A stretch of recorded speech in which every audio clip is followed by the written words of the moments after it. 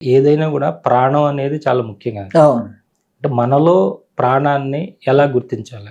మనలో ప్రాణాన్ని పంచ ప్రాణాలు అన్నాం, వాటి ఉప ప్రాణాలు ఇంకొక 5 అన్నాం. ఉమ్, ఈ 10 ప్రాణాలకి ఒక మూల ప్రాణం ఉంది అని చెప్పి శాస్త్రం చెప్తోంది. ఉమ్, అందుకే అది 11వ ప్రాణం అన్నాం, లేదా 6వ ప్రాణం అన్నాం. ఉమ్, 5 ప్రాణాలైతే ఇలా ఒక్కో చోట ఒక్కో రకంగా ఉంది. కానీ ఆ 11వ ప్రాణాన్నే ఆత్మ అంటారు. మనలో ఉన్న ఆత్మే ముఖ్య ప్రాణం. అందుకని ఆ ముఖ్య ప్రాణం ఉన్నంత వరకు మనం జీవిస్తున్నాం. కాబట్టి దీన్ని ఎలా గుర్తించాలి అండి అంటే షణ్ముఖి ముద్రతో, ఉమ్, ఆ తర్వాత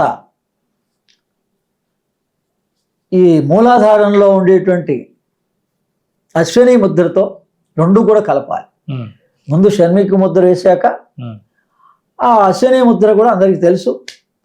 ఆవు ఎలా అయితే, ఆవు కానీ గేదె కానీ అది మలాన్ని వదిలేసిన తర్వాత మళ్ళీ లోపలికి ఎలా లాగుతుందో అలా మనం దాన్ని చూసిన తర్వాత కానీ ఈ అశ్విని ముద్ర వేయలేరు. ఏదో ఊరికే ఎక్కడో పుస్తకంలో చదువుకున్నంత మాత్రం వేయలేరు. అందుకని దీన్ని ప్రాక్టికల్గానే మనకు అందుబాటులో ఉంటాయి. అది పశువుగా ఏదైనా, ఆవు కావచ్చు, గోవు కావచ్చు, గేదె కావచ్చు, ఏదైనా కావచ్చు, దాన్ని పుష్టి భాగాన్ని చూడాలి. అది ఎలా లోపలికి లాగుతుందో ఒకసారి చూస్తే మనం కూడా మన మూలాధారాన్ని కూడా అలా లోపలికి లాగగలుగుతాం. అసలు యోగులంతా కూడా, యోగాభ్యాసం అంతా కూడా మనం ఎలా పరిశుద్ధం చేసుకోవాలి ఒక్కొక్క చక్రం అంటే కూడా చెప్పాక ఇందాకే. శ్వాస అనేటువంటిది కేవలం నాసారంధ్రాల్లోంచే తీస్తున్నాం అన్నది అహంకారం, అహంకారానికే దారితీస్తుంది. అందుకని యోగులందరూ ప్రతి చక్రం నుంచి ఉచ్ఛ్వాస నిశ్వాసాలు తీస్తారు. అందుకని ఇలా మొట్టమొదట మనం షణ్ముఖి ముద్రలో, అశ్విని ముద్రలో కూర్చొని శ్వాసని బంధించి, ఆ శ్వాసని బంధించిన తర్వాత ఆ బంధించినప్పుడే మన మనసు అంటే మొట్టమొదట ఒక స్ట్రైట్ అవే రాదు. ఒక 20-30 సార్లు అలా కుంభకం చేసిన తర్వాత అప్పుడు మనం అబ్జర్వ్ చేసేటప్పుడు మాత్రం ఆజ్ఞాచక్రంలో మనకు ఒక రకమైన రంగు తప్పనిసరిగా కనిపిస్తుంది.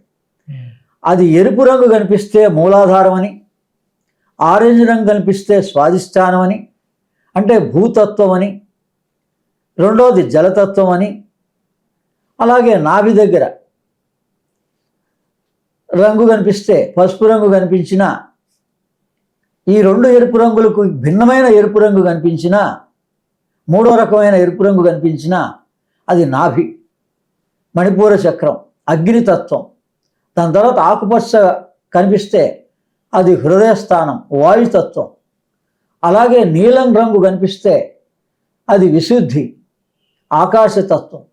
అందుకని ఈ పంచతత్వాల్లో ప్రాణాలు ప్రాణ, అపాన, సమాన, వ్యాన, ఉదాన, అవే భూతత్వం, జలతత్వం, అగ్నితత్వం, వాయుతత్వం, ఆకాశతత్వం. అందుకని మనం ఏ తత్వంలో ఉన్నాం, ఏ ప్రాణం మనలో ప్రసరిస్తోంది అనేది ఈ రకంగా గుర్తుపట్టచ్చు. అంటే ఈ పంచప్రాణాలు అంటే ఇవే పంచప్రాణాలు. అసలు మనము జీవితాంతం కూడా కేవలం 2 ప్రాణాలే, ఉచ్ఛ్వాస నిశ్వాస ద్వారా తీస్తున్న ప్రాణ అపానాలనే సక్రమంగా ఉపయోగించుకోలేకపోతున్నాం. ఒక ప్రాణానికన్నా ఒక ప్రాణం ఉత్తమమైంది. ఈ ప్రాణ అపానాల కన్నా సమానం, సమానం కన్నా వ్యానం, వ్యానం కన్నా ఉదానం. ఉదానం ఆకాశ గమనం చేస్తుంది. సుందరాకాండ మొత్తం కూడా ఉదాన ప్రాణ రహస్యమే. ఆకాశ గమనం ఎలా చేస్తున్నారండి, యాస్ట్రల్ ట్రావెల్ ఎలా చేస్తున్నారండి అందరూ, మనిషి ఇక్కడే కూర్చొని మరి మాస్టర్స్తో కనెక్షన్ ఎలా వస్తుంది అండి అంటే, ఈ ప్రాణాలను ఎప్పుడైతే గుర్తుపడతామో, వీటికి ప్రాణ సైకిల్ ఉంది. ఉదయం 6 నుంచి 6:40 వరకు మూలాధారంలో ఉంటుంది. స్వాధిష్టానంలో 6:40 నుంచి 2:40 వరకు 6 గంటల పాటు స్వాధిష్టానంలో ఉంటుంది. 2:20 నుంచి రాత్రి 8:30 వరకు నాభిస్థానంలో ఉంటుంది. 8:30 నుంచి హృదయస్థానంలో ఉంటుంది. అందుకని లహరి మహాశయ ఈ క్రియాయోగాన్ని, సాధనల్ని రాత్రి 8:30 తర్వాత నుంచే చేయించాడు. అంటే మన ప్రాణం ఎక్కడుందో మనసు అక్కడ ఉంటుంది. అందరూ హృదయంలో మనసు నిలపండి, మనసు నిలపండి అని పొద్దున్న ఉదయం నుంచి సాయంత్రం రాత్రి 8 దాకా చెప్పినా ఆ మనస్సు నిలవదు. ప్రాణం అన్నా మనసు అన్నా ఒక చోటు నుంచే వస్తుంది అన్నమాట. అందుకని అది హృదయంలో ఎప్పుడైతే ఉందో అది వాయుతత్వంలో ఉంటుంది, వాయు గమనంలో ఉంటుంది. అదే ఆంజనేయ స్వామి. మనం ఏదైనా ఒక కార్యం ఇస్తే వాయు గమనంలో చేయగలిగేంతటి శక్తి మనకి ఎప్పుడు వస్తుందండి? మనం అనుకున్న సంకల్పాన్ని ఎప్పుడు చేయగలుగుతాం అంటే రాత్రి 8 తర్వాతే. అందుకనే ఈ నిద్రాస్థితిలో ఉన్న రహస్యాల్ని యోగులు గ్రహించి వాళ్ళకి పగలు రాత్రి, రాత్రికి పగలు, మనం ఏదైతే ఎంత ప్రాధాన్యత పగల్లో చూపిస్తున్నామో వాళ్ళు రాత్రిని అంత ప్రాధాన్యతగా చూపించి ఈ మనం కావలసిన సంకల్పాలన్నీ కూడా నెరవేర్చుకోవచ్చు. అంటే మీరు ఇంత సాధన పరిశోధన చేసి ఇన్ని విషయాలు తెలుసుకున్నారు గురుగారు.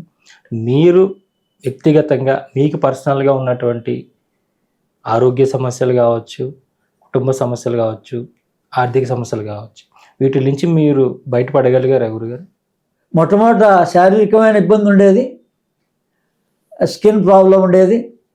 ఇలా ఈ వేడికి కానీ బయట సూర్యుడి దగ్గరికి కానీ, మరి ఇప్పుడు యజ్ఞాల దగ్గరికి పార్టిసిపేట్ చేస్తున్నాం, పగలు కార్యక్రమాలకు పార్టిసిపేట్ చేస్తున్నాం. 10 సంవత్సరాల పాటు నేను ఏసీ రూమ్లోనే, నాకు అప్పుడు డాక్టర్ చెప్పింది నువ్వు బయటికి ఎక్స్పోజ్ కావద్దు సన్కి, దీనివల్లనే ఎలర్జీ వస్తుంది, ఎలాగో కంపెనీలో పనిచేస్తున్నావు కాబట్టి ఏసీలోనే పనిచేస్తున్నాం.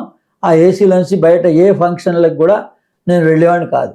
కానీ బాగా పరిశీలన చేసి ఆ 10 సంవత్సరాల్లోనే మనం ఇంత ఉపవాసం చేస్తున్నాం, మరి ఇన్ని సాధనలు చేస్తున్నాం, కానీ మనకి ఎందుకు ఇది ఉంది అని పరిశోధన చేసిన తర్వాత కొండేటి నాగేశ్వరరావు గారి ద్వారా యోగాభ్యాసం నేర్చుకొని చాలా సులభంగా ఆయుర్వేద పుస్తకంలో వస్తుగుణ దీపిక అనే పుస్తకంలో 1-2 పేజీల్లో రాశారు. ఈ చర్మ వ్యాధికి నివారణ ఏంటి అంటే తిప్పదీగ రసాన్ని కేవలం కందిపప్పుతోటి పప్పు అన్నం రసంగా స్వీకరించడం, నెయ్యి వేసుకోవచ్చు, ఒక పథ్యం పాటించాలి.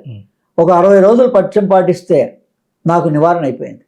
10 సంవత్సరాల దీర్ఘకాలిక రోగం నాకు అప్పటి నుంచి బాగా తెలిసింది. ఆ తర్వాత కాదిర్వలి, డాక్టర్ ఏఎల్వి కుమార్ అటువంటి సైంటిస్టుల దగ్గర నేను వాళ్ళతో పాల్గొన్నాను. వాళ్ళు కూడా ఇదే చెప్పారు, ఈ శరీరంలో కేవలం ఇది రుగ్మత మానసికమైనది, భయానికి వచ్చిందే కానీ దీని నివారణ మాత్రం చాలా సులభంగా ఉంది, క్యాన్సర్తో సహా. ఇలా ఈ నేను ఇందాక చెప్పిన ప్రాణ ప్రక్రియలు చేసే సత్యానంద సరస్వతి క్యాన్సర్ పేషెంట్లను కూడా పరిష్కరించారు. బిహార్ స్కూల్ ఆఫ్ యోగా, సత్యానంద సరస్వతి ఈ యోగ నిద్ర వల్ల, ఈ ప్రాణ శక్తి వల్ల, ప్రాణశక్తి ప్రసరణ హీలింగ్ వల్ల అనేక మంది గురువులు క్యాన్సర్ లాంటి రోగాల్ని కూడా అవతల వాళ్ళకి పరిష్కరించారు. అందుకని ఈ మానసిక సమస్యలు వాటికి కూడా మరి సంసారం ఉన్న తర్వాత మా పెద్దలందరికీ అలా పాపం వాళ్ళందరూ దీర్ఘకాల రోగాలతోటి అవస్థలు పడ్డారు. నేను మొట్టమొదటి నుంచి పట్టుదల పట్టింది ఏంటంటే వాళ్ళలాంటి జీవితం నాకు ఉండకూడదు, చిట్ట చివరి వరకు ఆరోగ్యంగా ఉండాలి. భగవంతుడు ఇచ్చిన ఆయుష్ ఎంతో ఆయనకే తెలుసు, మనకు తెలియదు. కానీ ఎప్పుడూ కూడా ఉత్సాహంగా ఉండాలి, ఆరోగ్యవంతంగా ఉండాలి. అది నేను డాక్టర్ ఏఎల్వి కుమార్ గారి ద్వారా ఇంటర్నేషనల్ యోగా మాస్టర్ దగ్గర ట్రైనింగ్ అయినాను 3 నెలల పాటు. సర్టిఫైడ్ హోల్డర్ నేను కూడా యోగాలో. కానీ ఆ గతంలో 10 సంవత్సరాల్లో వాడిన యాంటీబయాటిక్స్ వల్ల డైలీ సమ్మర్లో మార్నింగ్ ఈవినింగ్ 500 mg యాంటీబయాటిక్స్ వల్ల శారీరకంగా 66 సంవత్సరాలు కాబట్టి ఒక నీ పెయిన్ ఒక్కటి ఉందంతే. అది ఉన్నా కూడా నేను యోగాసనం వేసి చూపిస్తాను, సూర్య నమస్కారం చేసి చూపిస్తాను. అదే నేను మాత్రం శారీరకంగా పర్ఫెక్ట్, మానసికంగా కూడా పర్ఫెక్ట్. ఎందుకంటే ఎవరి సమస్య ఏదన్నా వచ్చినా ఇంతకుముందు మనమే అనుకొని బాధపడేవాళ్ళం. ఇప్పుడు మాకు అసలు ఎవరిది వచ్చినా మనకేం దిగులు విచారం ఉండదు. దానికి కారణం ఏంటో వెంటనే తెలిసిపోతుంది. ఇక మనం ఏదో వాళ్ళకి సూచన చేయగలిగితే, మాట సహాయం చేయగలిగితే చెయ్యాలి, లేకపోతే భగవంతుడిని ప్రార్థన చేయాలి.